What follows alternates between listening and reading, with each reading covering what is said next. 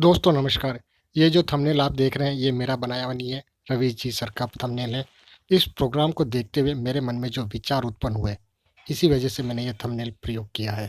रवीश जी sir इस programme में भारत जोड़ो यात्रा की ग्राउंड रिपोर्टिंग कर रहे थे और अपने थंबनेल में उन्होंने कहा था यह वह राहुल नहीं है।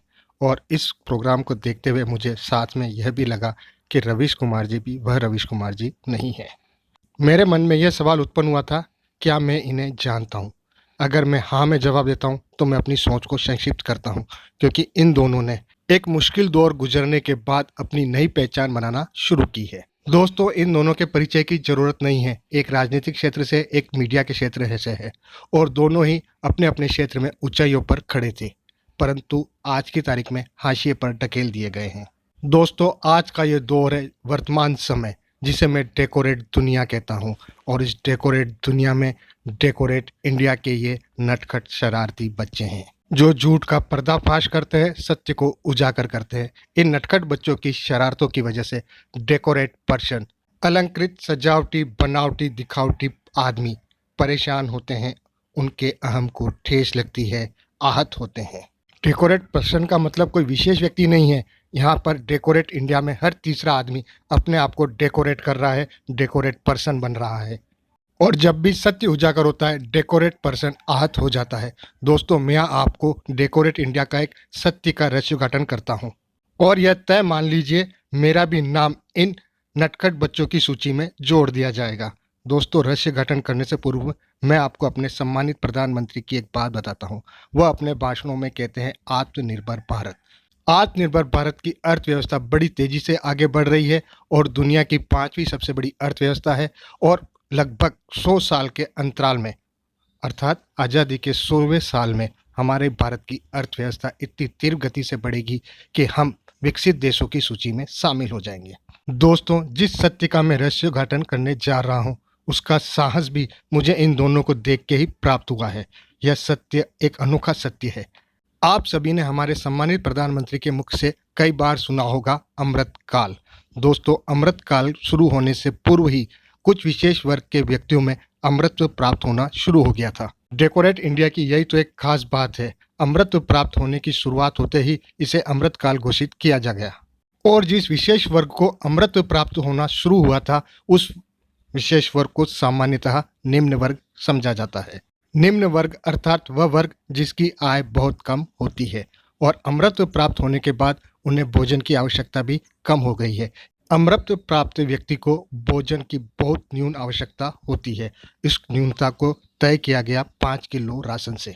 5 किलो राशन का वैज्ञानिक आधार क्या है यह तो मैं नहीं जानता हूँ, पर इतना कह सकता हूँ जो सत्य में उजागर कर रहा हूँ, जिसका रहस्य मैं उद्घाटित कर रहा हूँ, वह यह है कि शायद 5 किलो राशन भी इसी वजह से दिया गया है कि उनकी जीवा का स्वाद मर न जाए।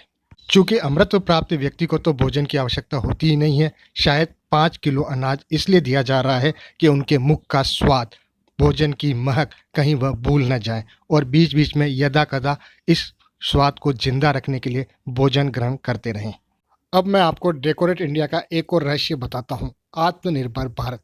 जहाँ पूरी दुनिया ग्लोबलाइज हो रही है और ग्लोबलाइज दुनिया में हर देश दूसरे देश पर निर्भर है, वहीं हमारा भारत आत्मनिर्भर बनने जा रहा है।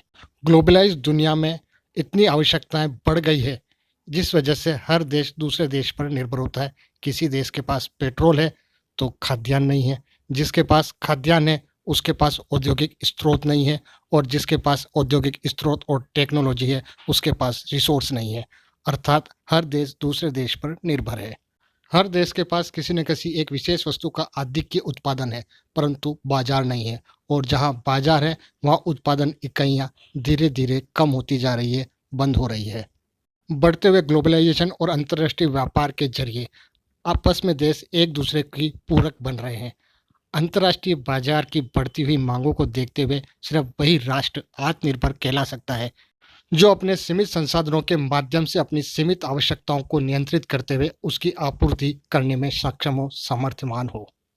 हमारे प्रिय और सम्मानित प्रधानमंत्री जी उस भारत को आत्मनिर्भर भारत बनाने की ओर अग्रसर है जहां दुनिया में सर्वाधिक जनसंख्या घनत्व है और बहुत ही अल्प समय में हम दुनिया के नंबर 1 सर्वाधिक जनसंख्या वाले देश बनने वाले हैं।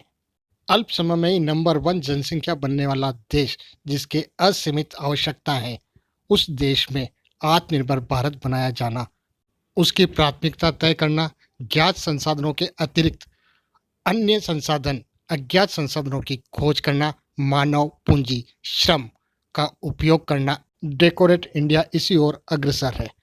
सजावटी, दिखावटी, बनावटी, अलंकृत, ये कुछ विशेष गुण हैं जो हमें डेकोरेट इंडिया में आत्मनिर्भर भारत में दिखाई दे रहे हैं। आत्मनिर्भरता में एक विशेष गुण होता है, आत्मनिर्भर व्यक्ति किसी पर भी आश्रित नहीं होता है। संपत्तियों पे तो पूरी तरह से आश्रित नहीं है। अगर वह संपत्तियों पे आश्रित हो जाता है तो आत्मनिर्भर नहीं कहलाता है। संभवतः आत्मनिर्भरता के विशेष गुण की वजह से ही परिसंपत्तियों का निजीकरण करते हुए आत्मनिर्भरता की ओर पहला कदम बढ़ाया गया है। माफ़ करना दोस्तों, अब और कोई रहस्योद्घाटन मैं नहीं करूँगा। जिस व्यक्ति का वीडियो देखकर या जिस व्यक्ति पर बनाए गए वीडियो को देखकर जो प्रेरणा मुझे मिली थी, अगर मैं उसी प्रेरणा पे आगे चलता रहा तो बहुत ही जल्दी उस सूची में शुमार कर दिया जाऊँगा जिस सूची में ये लोग शामिल है, नटखट और शरारती बच्चों की सूची में। आप सभी को राम राम सा। अगर मेरी बात आपको समझ में आई है तो मुझे शेयर, कमेंट ज़रूर करिएगा।